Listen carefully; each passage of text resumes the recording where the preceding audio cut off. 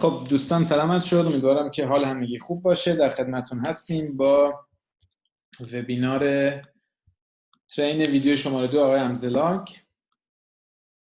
بدون مقدمه میریم که ترجمه رو شروع بکنیم. Hello everybody, this is William Amzalag and I want to welcome you in our second episode of Jeunesse Longevity TV. Jeunesse, we are redefining you. خب گفتن سلام علیک کردن و گفتن که اپیزود دوم از سری ویدیوهای احیای جوانی یا همون جنراسیون یانگ رو توضیح خواهم داد. دومین اپیزود در مورد Understanding Health. اینجا میتونید ببینید تایتلش وسط صفحه که در واقع معنیش میشه فهم سلامتی. این ویدیو یا این اپیزود بسیار بسیار مهمه و نقش حیاتی داره، از اون بابت که همه محصولات ژنس رو، همه هدف ژنس رو، کار ما رو، هویت ما رو همه رو مشخص میکنه. بیشتر از هر چیزی ما نیاز به یک بیس محکم داریم که تو این 4 تا ویدیو اول خصوصا، یعنی ویدیو شماره 1 که سری پیش داشتیم، این ویدیو در مورد سلامتی هست و 2 تا ویدیو بعدی. تو این 4 تا ویدیو هم تو که تا امروز هم تو تیم توضیح دادیم همیشه یک فونداسیون خیلی قدرتمند از مفاهیم اولیه و ما میدونیم مفاهیم اولیه همیشه مهمترین ها هستن، در واقع نهادینه میشه، ساخته میشه که همه چیز روی این سوار خواهد شد. بنابراین هر چقدر بیشتر این ویدیوها رو ترین کنیم و متوجه بشیم و بهش نزدیک بشیم، باعث میشه که راحت‌تر بتونیم بقیه کارامون رو انجام بدیم. تمام کارهای دیگه همون در واقع سخت نیست اگه این مفاهیم رو متوجه بشیم و بتونیم انتقالش بدیم. I have some good news for you. خبر خوبی دارم براتون. Every day, our life is extended by 6 hours more. هر روز عمر ما 6 ساعت بهش اضافه میشه. به عنوان مثال یعنی اینجوری اینو باید ترجمه بکنیم که امروز که وارد شدیم علم پیشرفت داره میکنه، کیفیت‌های زندگی بالاتر میره و باعث میشه که این بهبود کیفیت‌ها و این بهبود شرایط زندگی، منی که مثلا اگه قرار بوده مثلا میگم x سال عمر بکنم، x سال به اضافه 6 ساعت عمر بکنم، فردا که میشه 6 ساعت دوباره میشه x سال به اضافه 2 تا 6 ساعت. یعنی هر روز پیشرفت تکنولوژی کاری که داره میکنه اینه که 6 ساعت به عمری که من و شما میتونیم داشته باشیم اضافه میکنه و این فوق العاده مهم هست. مثل اینکه شما وارد یک مثلا سالن بازی بشید، هر روز به شما بگن که شما هر روز که اینجایید ما یه 6 ساعت، مثلا شما 2 روز اونجا رو گرفتید و به مدت 2 روز اونجا رو اجاره کردید، امروز رفتید آخر روز بهتون میگن 6 ساعت بیشتر میتونید بمونید، یعنی پس فردایی که قرار بود برید 6 ساعت اضافه تر میمونید، فردا که شد دوباره میگن 6 ساعت دیگه اضافه کردیم، یعنی روز دومتون که تموم شد تو روز سوم 12 ساعت هم میتونید بمونید. حالا فکر کنید حضور ما تو این زندگی هر روز 6 ساعت داره به تهش اضافه میشه. من سعی کردم اینو واضح توضیح بدم که وقت سوء تفاهم یا اطلاعات غلط در واقع انتقال بدن. Yes, 6 hours more, a 25% increase. 25% افزایش به این معنی هست که 4 تا 6 ساعت توی 24 ساعت داریم. وقتی یه 6 ساعتی اضافه میشه یعنی به اندازه 1/4 همون 25% اضافه. هر روز ما 25% اضافه بر سازمان میتونیم ته زندگیمون بمونیم. Within 100 years, between 1900 and 2000, we jumped from 45 years average lifespan to almost 85 years. خب و اما بیس این کجاست؟ یعنی از کجا اومده؟ میتونن دوستان تحقیق بکنن اینو.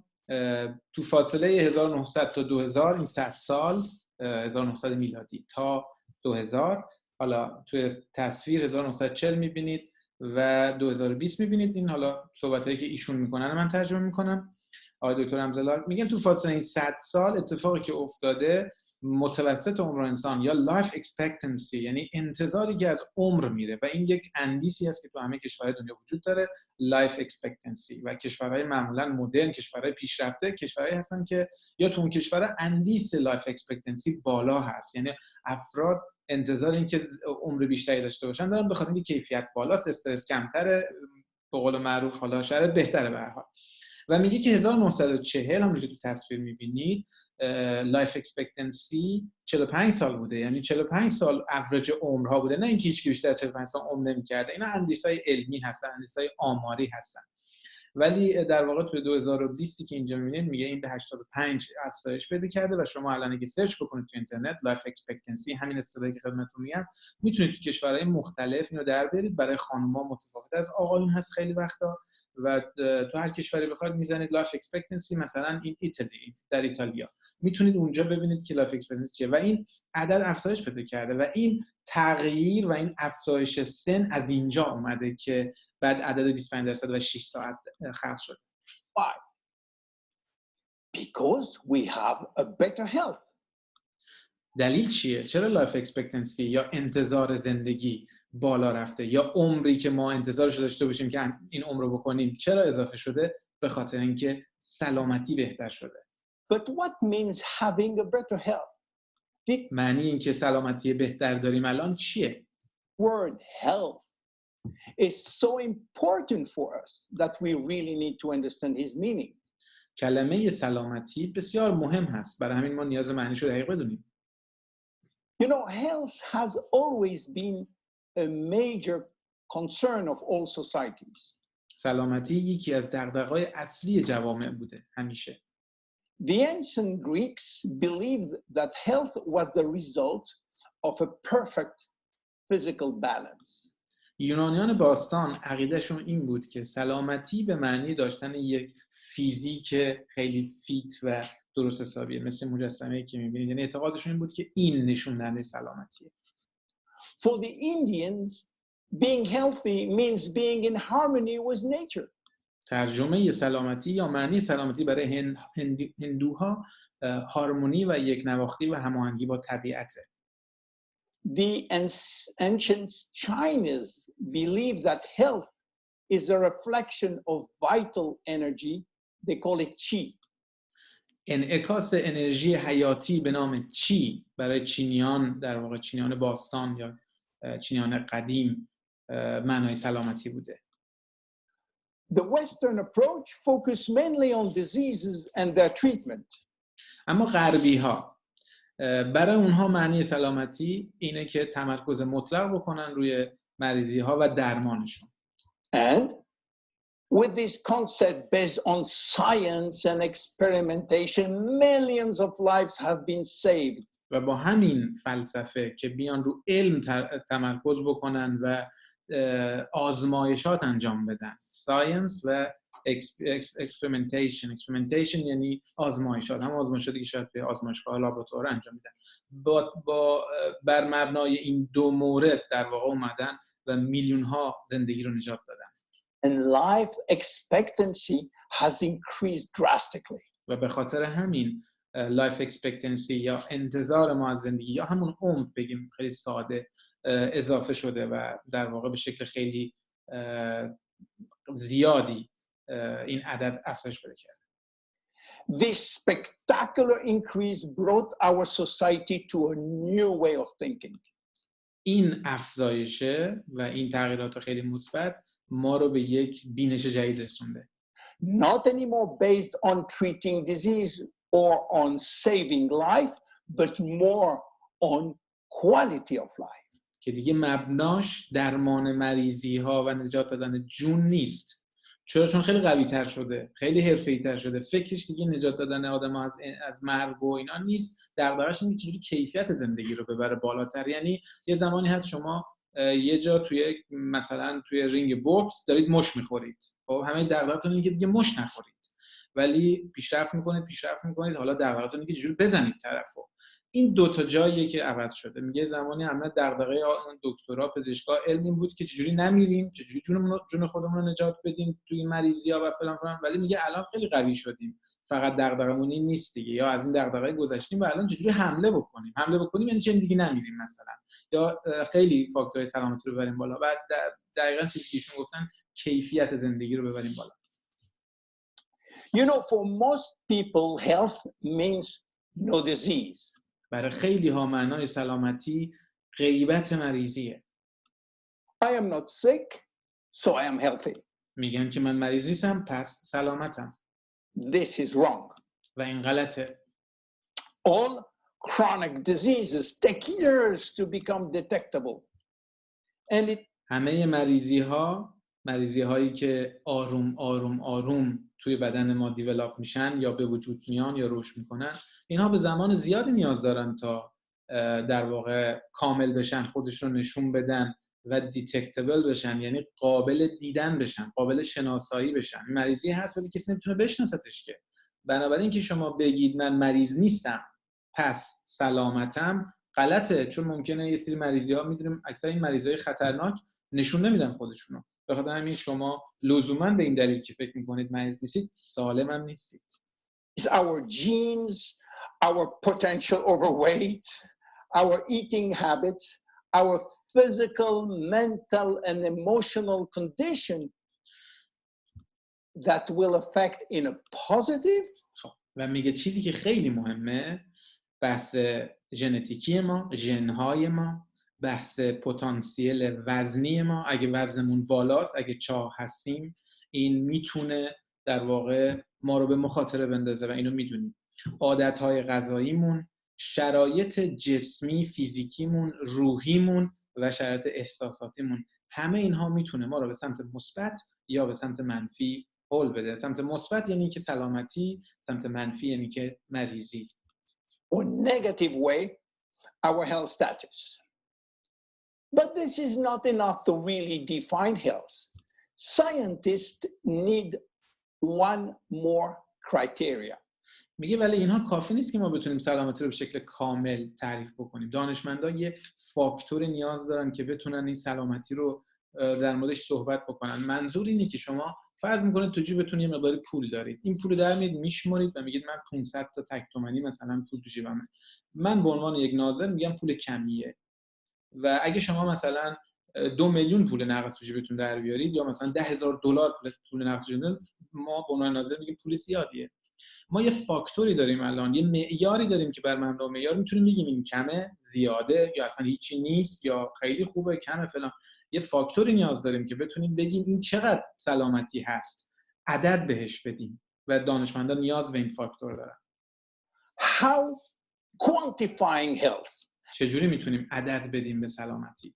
How defining specific criteria that will allow us to say I am healthy? چجوری یه سری کرایتریا به معنای یه سری ملاک‌ها، چجوری یه سری ملاک‌ها رو بیایم با هم تعیین بکنیم و وقتی که ملاک‌ها رو تعیین کردیم بر مبنای اون ملاک‌ها بتونیم به این نتیجه برسیم که آقا من خوبم Or I am in very good health? به جای خوب شاید بهتر بگم من سلامتم، یا اینکه من خیلی سلامتم. اون فاکتورها و اون معیارها میاد به ما این اجازه رو میده که ما بگیم که اوکی من سلامتم یا من خیلی سلامتی بالایی دارم، Or I am in a perfect health? یا من پرفکت سلامتم، یا دیگه این ته سلامتیه. مثلا میگم شما میتونید اینجوری حساب کتاب بکنید که اگه یک نفر یه وزنه 50-60 کیلو رو بلند بکنه میگید زورش خوبه، ولی اگه 100 کیلو رو بلند بکنه میگه این زورش خیلی زیاده، ولی اگه بیاد 500 کیلو رو بلند کنه میگه این دیگه خیلی خیلی خیلی مثلا قویه. یعنی یک عدد میتونه به ما کمک بکنه که بتونیم قوی بودن این شخص رو دسته‌بندی کنیم و بدونیم قویه، خیلی قویه یا دیگه بی‌نهایت قویه.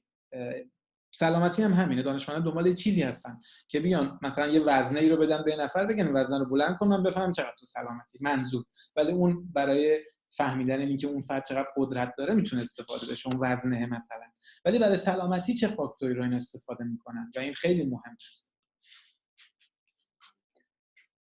To quantify health, scientists has approached the problem in another way. برای اینکه اینو دانشمندا بتونن کوانتیفای کنن، کوانتیفای یعنی عدد دهی بکنن. عیناً کاری که سر این مثال زور زدیم که آقا طرف ببین چقدر زوری زیاده، وزنه میذاریم اونجا. دانشمندا برای اینکه همچین اتفاقی رو واسه سلامتی رقم بزنن یک روشی دارن. They study how our body should react when subjected to changes or to stress. اونها میان بدن ما رو مطالعه میکنن زمانی که بدن ما در معرض یک تغییر قرار میگیره یا در معرض یک استرس قرار میگیره. They were looking for our ability to return to normal and how fast we can do it. اونها دنبال این بودن، نگاهشون به این بود که بدن ما چقدر توانایی داره که برگرده به حالت نرمال وقتی که تغییر رو به بدن اعمال میکنن. چقدر این زمان میبره تا برگرده به حالت نرمال شد اون چیزی که تو ذهن اینا قرار شد سلامتی رو عدددهی بکنه. یعنی چی؟ یعنی اگه به یه نفر رو مثلا میگم یهو ترسوندیش، طرف ضربان قلبش میره بالا، میترسه، جیغ میکشه فلان، این آدم تغییر توش ایجاد شد. وای میسه ببینه چقدر طول میکشه تا این دقیقاً برگرده به حالت قبلش، نرمال بشه، ضربان قلبش بیاد پایین، اعصابش راحت بشه، آروم بشه، دوباره آدم نرمال بشه. چون اگه یه نفر 2 روز طول بکشه تا به این قضیه برگرده، میگن این طرف اصلا کلا عجیب غریبه، یا اگه 6 ماه طول بکشه دیگه هیچی. و اگه طرف این خیالش هم نباشه، همون موقع یکم بترسه و سری برگرده، این یعنی زود برگشته. من با این مثال فقط اینو توضیح میخوام بهتون بدم که دانشمندان چه جوری دارن به موضوع سلامتی نگاه میکنن. After change or after stress. زمانی که تغییری ایجاد میشه یا زمانی که استرس ایجاد میشه. They call this ability homeostasis. اونها به این توانایی بدن میگن homeostasis. کلمه این که اینجوری تصویر میبینید، این یکی از در واقع مفاهیم مهمی است که توی علم پزشکی افراد مطالعه میکنن، کسانی که دانشجو علم پزشکی هستن. و homeostasis در واقع توانایی بدن ما هست در برگشت به حالت نرمال وقتی که یک تغییر ایجاد میشه تو بدن ما، وقتی که یک استرسی وارد میشه، یک شوکی وارد میشه.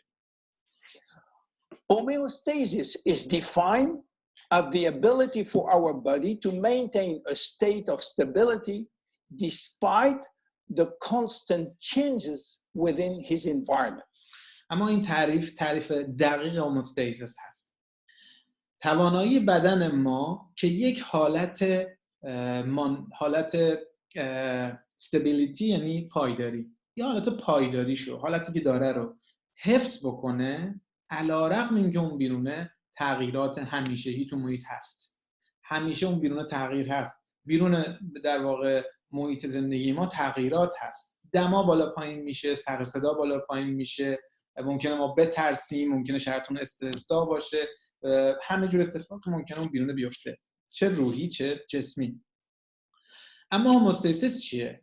اون توانایی که این بدن داره، حالا این بدن ما هم جسم داره، هم روح و روان داره، همش هست. این توانایی که تو این بدن تشکیل شده، هم از جسم هم از روح، این توانایی که تو این بدن وجود داره که در مقابل این تغییراتی که این بیرونه هست چقدر میتونه پایدار بمونه.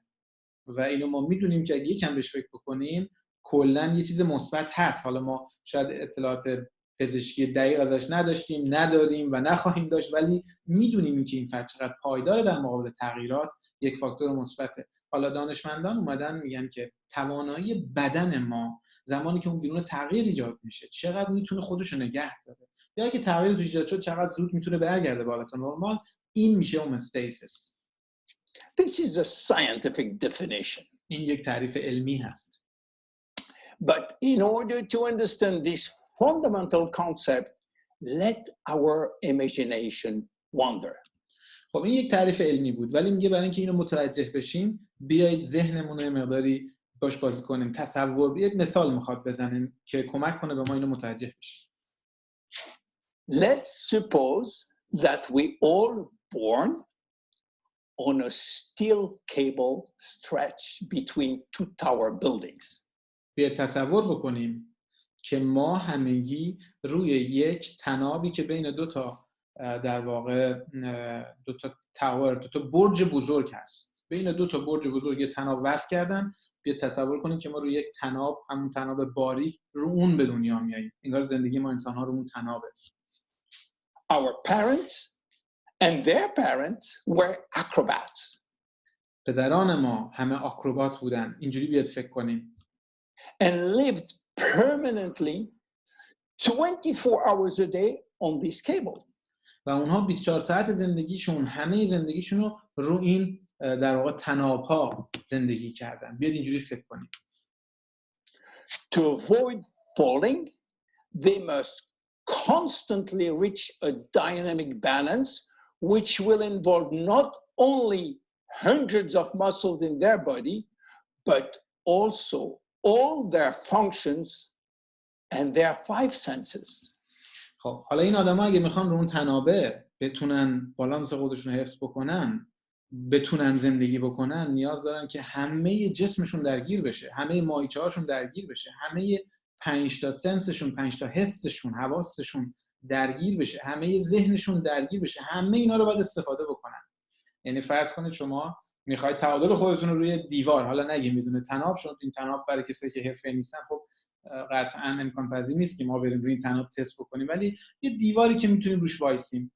فکر کنید میخوایم بریم روی دیوار وایسیم، آدم معمولی دیدید خب سخته دیگه، اگه یکی حواسمون رو پرت بکنه بهش میگم حواسمو پرت نکن، من بذار تمرکز بکنم روی این دیوار وایسم و فکر کنیم چه چیزایی نیاز هست. حالا دیواره رو یه مقدار باریک‌ترش کنید، اون موقع است که شاید تکون بخوریم، همش سعی می‌کنیم با ماهیچه‌هامون، استخونامون همه رو درگیر کنیم که تعادل خودمون حفظ کنیم و حتی حواسمون رو نیاز داریم، کسی نباید حواسمون رو پرت کنه، چشامون رو نمیتونیم به جای دیگه در واقع بندازیم، یعنی یکی از حسامون که بینایی هست نیاز داریم متمرکز باشه، شنیداریمون حتی به بقیه نمیتونیم گوش بدیم، باید حواسمون اینجا باشه، همه حسمون رو باید درگیر کنیم همونجا. میگه ببینید چقدر سخته واسه یه آدمی که بخواد اونجا رو اون تناب زندگی بکنه، باید همیشه تعادل دینامیکی خودشو، تعادل دینامیکی خودش یعنی کسی که در حال حرکت هست و بعد تعادل هم داشته باشه.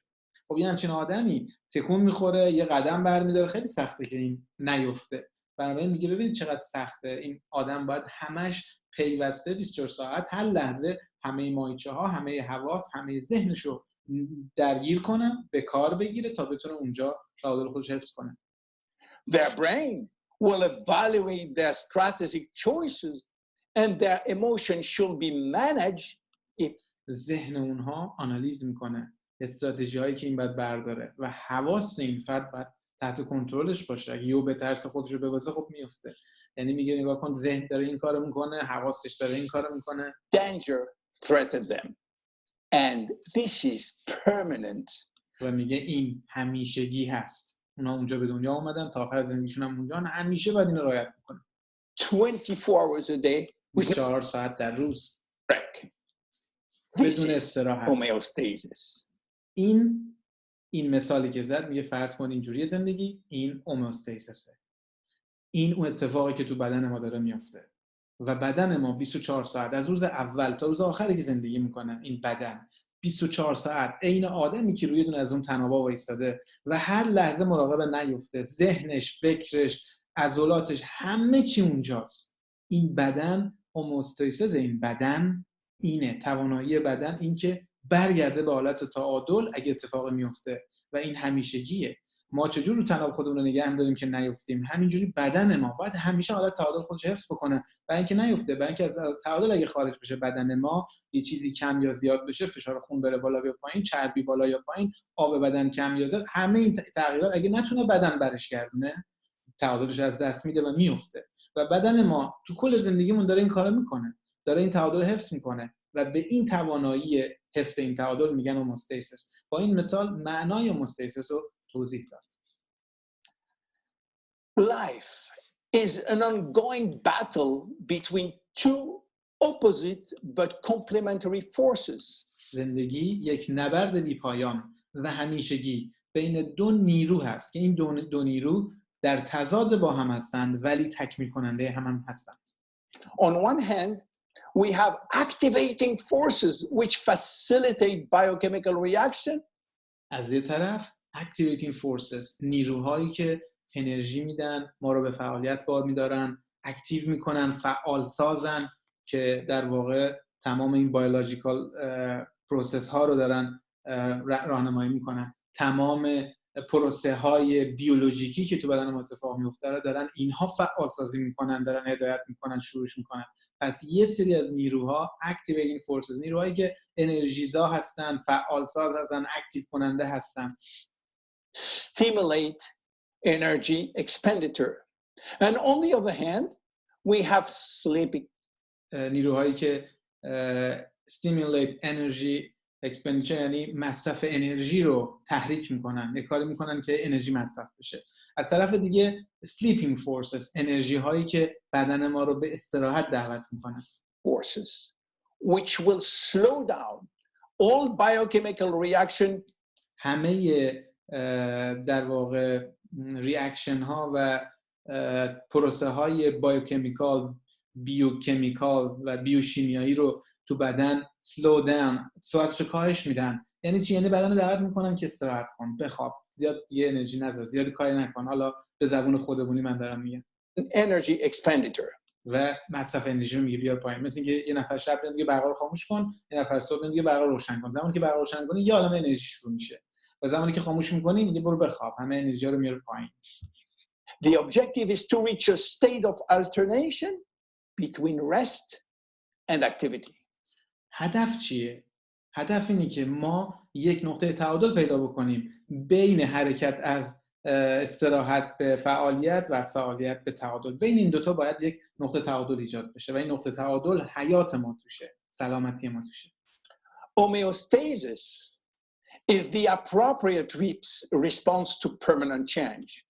هومئوستاسیس پاسخ مناسب هست به تغییرات همیشگی و باید با این مثال کامل متوجه شده بودید. با مثال طناب که هومئوستاسیس مثل اون آدمی میمونه که اون طناب هر لحظه داره خودش رو حفظ میکنه، تغییرات براش پیش میاد، شاید باد میاد، شاید طناب تکون میخوره، شاید یه قدم جدید برمی‌داره، عضلاتش تکون میخوره، داره همش تغییر ایجاد میشه، ولی اون در هر شرایط خودش رو تعادلش حفظ میکنه و نسبت به همه تغییراتی که مرتب داره پیش میاد تعادل خودش حفظ میکنه. هومئوستاسیس یعنی یک پاسخ مناسب، یک عکس العمل مناسب نسبت به این تغییرات همیشگی. And permanent change in the core of life. و تغییرات همیشگی، تغییرات متداوم، یعنی تغییراتی که همینجوری هستن، همش تغییره. این core of life، این هسته زندگیه. زندگی رو این کره خاکی بر مبنای تغییرات همیشگیه. بنابراین باید ما بتونیم، حالا تعریف یک مقداری جنرال الان دارم صحبت میکنم، باید بتونیم که ادپتیبیلیتی داشته باشیم، در واقع خودمون رو وفق بدیم، سازگاری داشته باشیم نسبت به تغییرات و بدن ما هم نسبت به تغییرات همیشگی که اون بیرون وجود داره و این هسته حیات هست، هسته زندگی است، باید بتونه این تعادل خودش حفظ کنه و به این میگه هومئوستاسیس.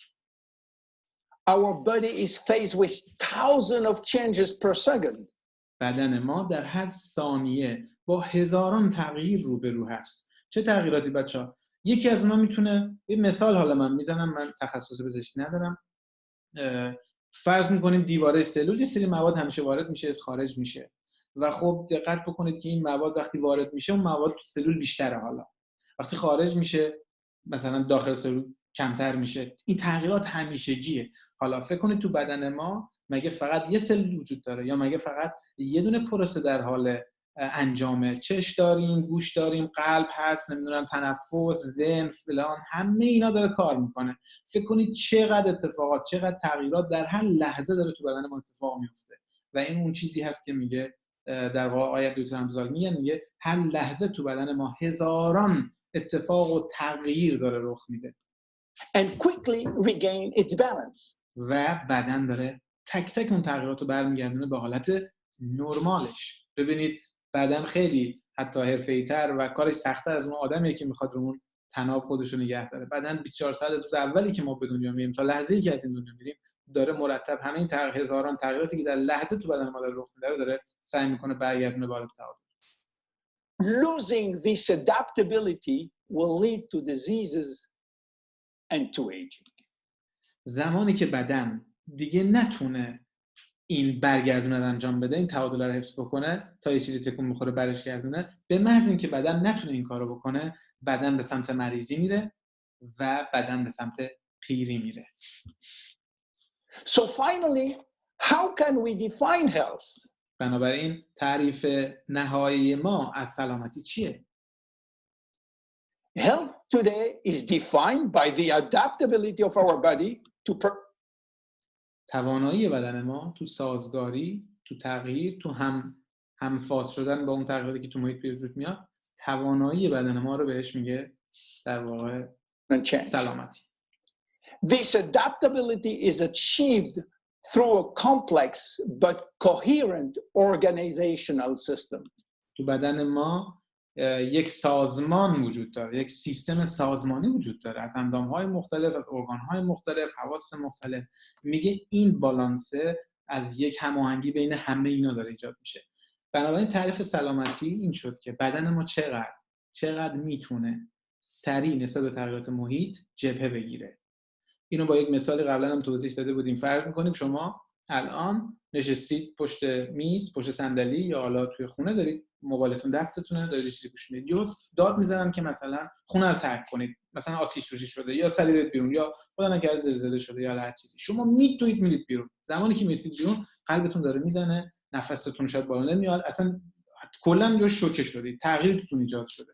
حالا فرض کنید این تغییر 10 دقیقه بعد، یه رو بعد آروم میشید، حالا یه لیوان آب میخورید، آروم میشید. و اینو ما بارها تو زندگی تجربه کردیم که مثلا یه جایی ترسیدیم یا دویدیم یا یه طوری شده، ولی بعدش یکم استراحت کردیم، همه چیز برگشته به حالت نرمال، دیگه نه نفس میزنیم، آروم شدیم. ولی فکر کنید آروم نشید. 2 ساعت بگذره هنوز همونجوری نفس میزنید. 1 روز بگذره نفستون قطع نمیشه. چه پاسخی داریم؟ میگیم یه طوری شده، بعدش داریم میبریمش دکتر. 2 روز پیش مثلا 5 ساعت پیش ترسیده، هنوز داره همونجوری نفس میزنه. بدن نگشته به حالت نرمال و این نشون دهنده مریضیه. و حرف آقای امزلاگ هم همین میگه، توانایی بدن شما تو برگشت به حالت تعادل وقتی که اتفاقی میفته. حالا اگه سری برنمیگرده یعنی بدنش ضعیفه، بدنش مسئله داره، بعد ببرمش پیش دکتر. ولی اگه بدن سری برگشت، سری خودش رو افتاد، سری اوکی کرد، همه چیزو حالت نرمال دوباره ایجاد شد، این یعنی سلامتی. Which will result in a dynamic but constantly challenged equilibrium. یک تعادل همیشگی و داینامیک به حالت متحرک. حالا وارد این معانی نمیشیم، ولی اون چیزی که نیاز بود تا برسونیم از این ویدیو کاملا مشخص کردیم که بدن شما مرتب در حال تغییر در مقابل تغییرات محیطی قرار داره و نیاز هست همیشه اگه چیزی کم و زیاد میشه سریع برگردونه به حالت نرمال و طبیعیش. This progressive decline of this delicate balance will lead to the slowdown of our body performance and consequently to the onset of diseases. و نکته مهمتری که حالا گفتیم، اگه بدن نتونه این کارو بکنه، اگه بدن تواناییشو از دست بده، بدن مثل قبل این کارو نتونه بکنه، قبلا سریع بدن برمیگشت، الان اینجوری نیست، الان نمیتونه سریع خودشو برگردونه و ما اینو به مرور زمان تو بدن‌ها می‌بینیم. زمانی که این کیفیت توی بدن، توانایی بدن تو برگشت به حالت تعادل، وقتی این توانایی رو از دست میده یا کیفیتش میاد پایین، آروم آروم اتفاقی که میفته، مریضی‌ها خودشون نشون میدن و پروسه پیری اتفاق میفته. Including aging. Jeunesse. Understand the importance of homeostasis. تمام این ویدیو مباحث علمی رو مطرح کرد. همه این مباحث توی علم وجود داره و میشه این ویدیو رو واسه یک فرد متخصص فرستاد. مهم نیست تخصصش چقدر زیاده. این ویدیو به زبان ساده اینها رو بیان کرده. و ژنس، اینجا بحث ژنس میاد وسط. ژنس اینو میگه فهمیده، اینو میدونه. ژنس اومده اینو مطالعه کرده، یاد گرفته و هدفش اینه که اوکی، من که میدونم بدن داستانش چیه، باید این تعادل رو حفظ بکنه، باید همیشه مراقب باشه اگه تغییراتی تو محیط هست که همیشه میدونیم هست، بدن بتونه تون برگرده بالا تعادلش. میگه ژنس اینو میفهمه و اومده بر مبنای این فهمش که آقا این چقدر مهمه، هوموستاسیس رو میفهمه که تعادل بدن باید وجود داشته باشه. بر مبنای این اومده وارد صحنه شده. And it's targeting every product on its ability to contribute in re-establishing the balance. و اومده محصولاتی رو طراحی کرده که تک تک این محصولات بیان کمک بکنن، بیان وسط یه دستی به قول معروف دست یاری بدن تا اون تعادلی که بدن نیاز داره تون هی حفظ بشه، هر تغییری که ایجاد میشه اونو کمک کنن. و این هدف از محصولات ژنس است. پس اگه محصولات ژنس اومدن که هر کدوم به نحوی کمک کنن تا تعادل بدن، تا توانایی بدن تو برگشت به تعادلش بالاتر بره، بنابراین مستقیم دارن رو سلامتی کار میکنن. و ما سلامتی رو از ریشه تعریف کردیم و رسیدیم به این که سلامتی یعنی همون میزان توانایی بدن برای مقابله با این تغییرات. و مقابله بدن در رابطه با این تغییرات چیه؟ اینی که تون خودش رو وفق بده و برگردونه بدن با تعادل. خب اگه این محصولات هم دارن همین کارو میکنن، کمک میکنن به ما، این یعنی که بهترین دوست ما برای اینکه ما سلامتی داشته باشیم وجود داره. و همه چیز رو بر مبنای علمی قدم به قدم رفتیم جلو و توضیحاتو شنیدیم. For instance, reserve will help DNA to repair. به عنوان مثال ریزرو برای تعمیر دی ان ای هست. خب شما میگید دی ان ای تعمیر بشه، در راستای ایجاد تعادل هست. مگه چی شده که از حالت تعادل خارج شده؟ ما میدونیم صبح تا شب دی ان ای ما داره مورد حمله واقع میشه. یکی از اون چیزایی که به دی ان ای ما حمله میکنه اکسیداسیون هست. صرفا وجود اکسیژن باعث میشه که همه چیز زنگ بزنه و همون اتفاقی که برای تیکه آهن میفته و در معرض اکسیژن فراوون یا نم قرارش میدید باعث میشه این در واقع زنگ بزنه. به خاطر همین روش رو رنگ میکنن که این با اکسیژن در تماس نباشه و زنگ نزنه. و اندام‌های بدن هم زنگ میزنن. چجوری یک مثلا اندام یا سلول یا دی ان ای زنگ میزنه؟ دقیقاً میتونیم یک سیب رو در نظر بگیریم. وقتی که برشش میدیم میذاریمش توی محیط، این سیب بعد از چند ساعت قهوه‌ای میشه. این قهوه‌ای همون زنگ زدن هست، اکسیداسیون هست. اندام‌های بدن ما، داخل بدن ما، اونها هم زنگ میزنن. اصطلاحاً به خاطر اینکه اکسیژن اونجا هم هست. ما میدونیم که بدن ما تشکیل شده از میزان زیادی اکسیژن. Counterbalancing DNA damage. بنابراین ژنس اومده ریزرو رو طراحی کرده که کمک میکنه یه اتفاقی اگه تو بدن میفته و از حالت تعادل خارج میشه، یعنی دی ان ای آسیب میبینه، ژنس اومده ریزرو رو طراحی کرده که ریزرو میاد و دی ان ای رو تعمیر میکنه. یعنی kمک میکنه به اینکه نقطه تعادل دوباره ایجاد بشه، دوباره این دی ان ای سالم بشه. Finity will contribute to re-lengthen telomeres. فینیتی مسئول دیگه شرکت ژنس میاد کمک میکنه تا تلومیرهایی که دارن کوچیک میشن. یکی از تغییراتی که تو بدن ما داره ایجاد میشه، تلومیرها کوچیک میشن. چرا کوچیک میشن؟ هر بار که سلول تقسیم میشه، اون سلول تقسیم شده، اون نتیجه سلولی که به وجود میان، اونها تلومیر کوچیکتری دارن و این یعنی یه تغییر ایجاد شد. خب بدن چیکار میکنی حالا؟